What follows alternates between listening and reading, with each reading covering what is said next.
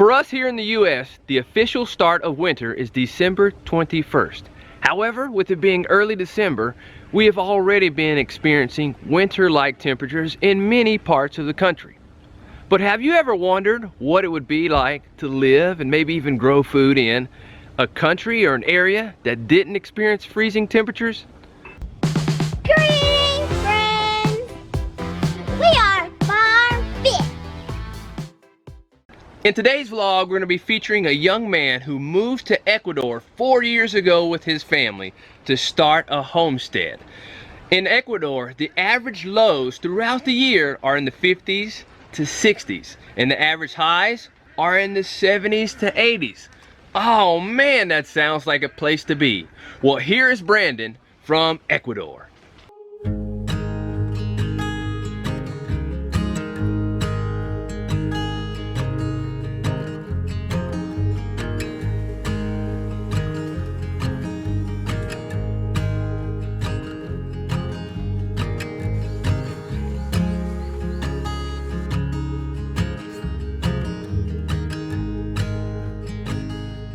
Hey everyone, welcome to my homestead.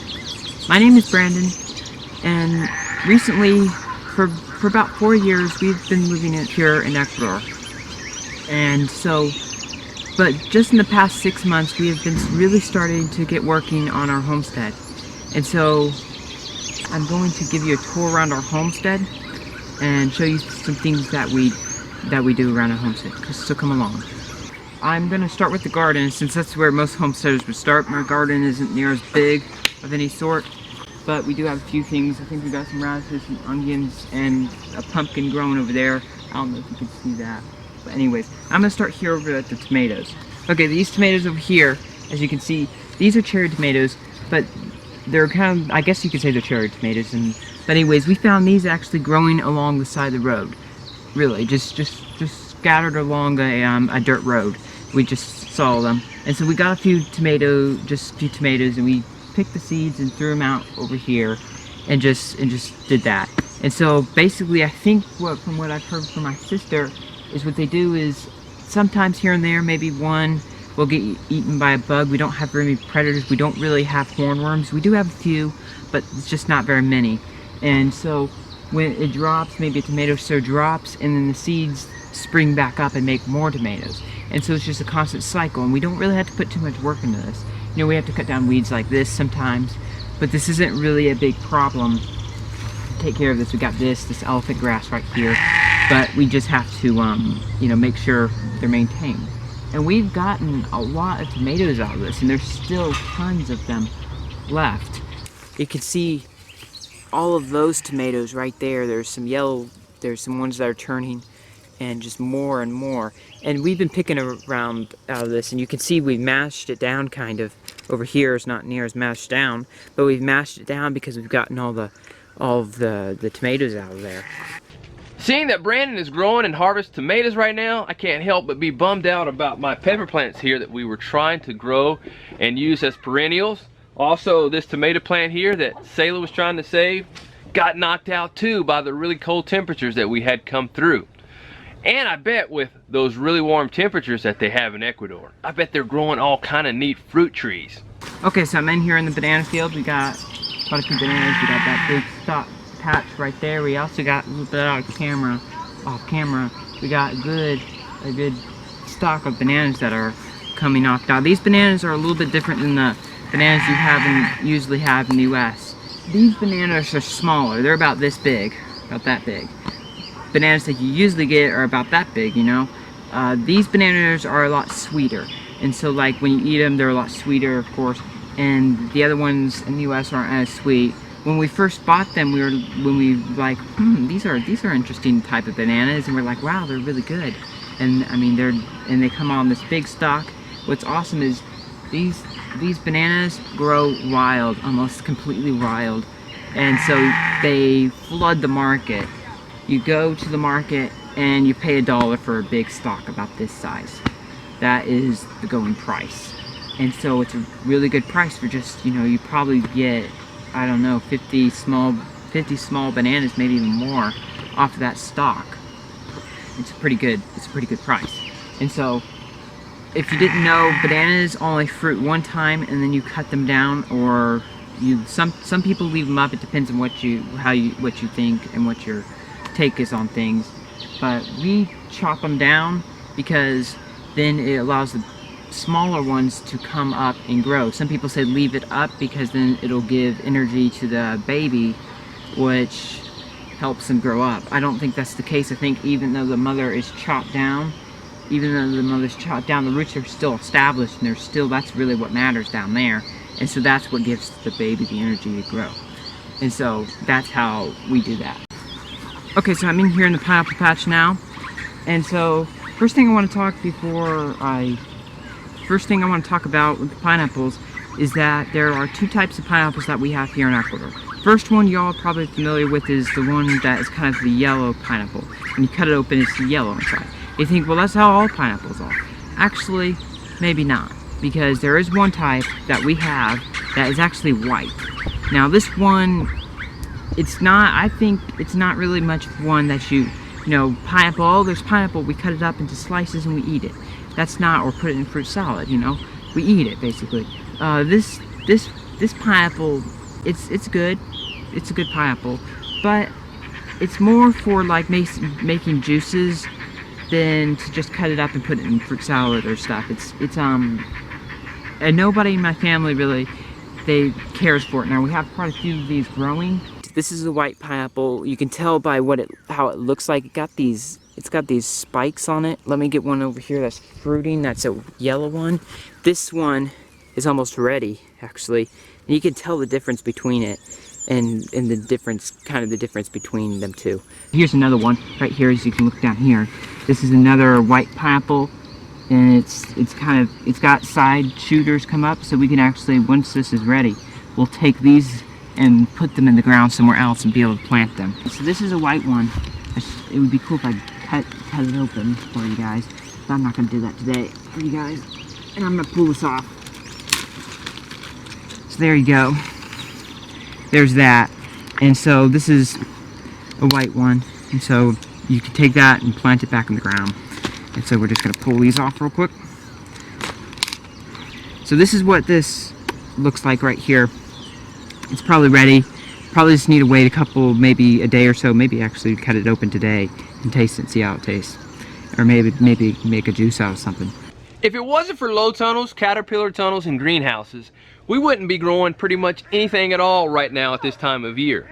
But here in this caterpillar tunnel here, we use this to start our starch as well as microgreens at this time of year. But I bet where Brandon is, he doesn't need a greenhouse. He doesn't need any of those things because he has the right temperature, and he also has a really neat nursery area. This is our nursery right here. So these are all the plants we grow right here. You can see, if you look at all these, you can see that these are all impatiens. Here in Ecuador, they call them chavelas. These sell tremendously great. There is no patents here in Ecuador, like, oh, you can't grow these because it has a patent on it. There's nothing like that. You can go and take clippings of something and grow them and sell them. And so that's what we do to create an income here. And so we got all of these. These, once they get flowers on, like this one for instance, this one's got a flower on it. This one will probably be ready to sell. And as well as this one too. This one's ready. And so all the ones over here, once they bloom, they'll be ready to sell. Of course, when they're small, like over here for instance, this one, it's not ready to sell because it's not big enough. And so now let me show you the operation, how this works. Okay, so the first thing, what happens is, you can see over here, all over here are the smaller ones, okay? All over here. And then if you walk further back here, you can see as we go around, they get bigger and bigger and bigger. And once you turn all the way over here, they keep on getting bigger until they get over here. All the way over here, which you can see over here. Then once they're big enough, we feel like they can sell them, then we move them over here and we take them to market as we need to sell them.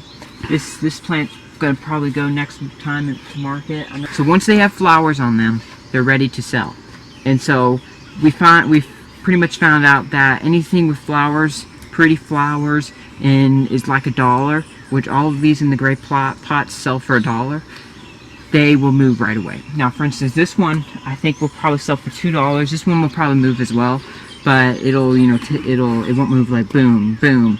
These things we can move all day long and we won't have a problem. This plant is called taro root, and actually in Spanish, it actually, where we live, Ecuador, they call it papachina, and literally means the Chinese potato. And so we're actually using this more as a supplement for potatoes. Potatoes do grow here in Ecuador, but they just, for us, we haven't had very good luck with that. And so what we do is we're using this actually as a supplement. And so you can make taro root potato, you know, mashed taro root. It doesn't taste near as good as mashed potatoes, but hey, it's, you know, it's a supplement for that when you don't have potatoes. And so these things grow pretty easy. You just, what you do is you take a tuber. They kind of come up like potatoes, and so you just take one of those and stick it in the ground just like potatoes, and then it'll spring up. It's pretty neat to see all the different crops that Brandon is growing in Ecuador. Okay, so what you see right beside me, right here, right in front of me, is what we call cassava, or what is called around here, yuca. We call it, you may know it as cassava, but we call it here in Ecuador yuca. And so this is like another survival food. This takes about 1 year to grow, and then you can pull it up and get the yuca or cassava. You eat the roots basically, and then you cook it, and you can, it's basically, it tastes really good. You have to put a little bit of salt in there, and it's ready to go. Of course, you got to make sure you cook it enough because it does have some cyanide in it and that stuff, but it's pretty good. Now, the only downside to this plant is that, like, you can't pull it up and then just wait till like 2-3 days to cook it or anything. You got to cook it right that day. Earlier today, I let our ducks have access to this bed of arugula here. Well, at least it was arugula. It's not anymore. They've pretty much knocked it out. It was a 30-inch wide by 25-foot long bed, and they've knocked it out. And at this time of year, there's not a lot of fresh greens growing for our animals to eat on, so we do what we can to manage that, so that way they can have at least some greens or browns that were green in their diet. But I bet where Brandon is, at this time of year, he doesn't have to worry about that at all. Here are some of the animals that he's raising. Okay, so now I'm in here in the guinea pig shed. We got quite a few guinea pigs in here. People raise guinea pigs here, and the reason is because they eat them around here. We don't eat them, we just raise them.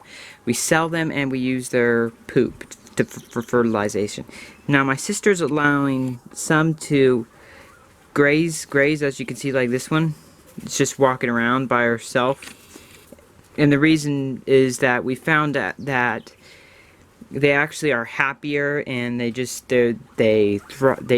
death rate is substantially lower when we have them on the ground. But the problem is somewhat predators. That's the problem.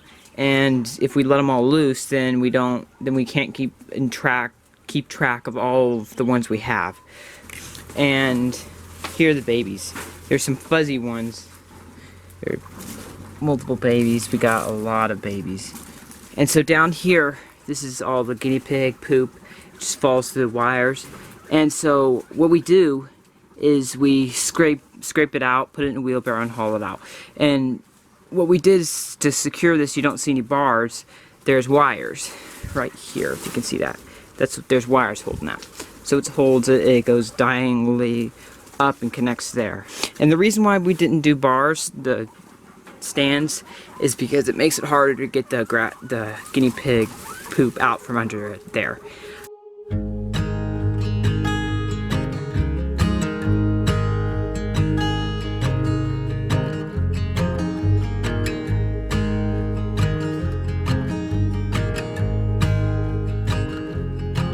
So thanks for coming along on the tour of my homestead. Hope you enjoyed it. See you next time.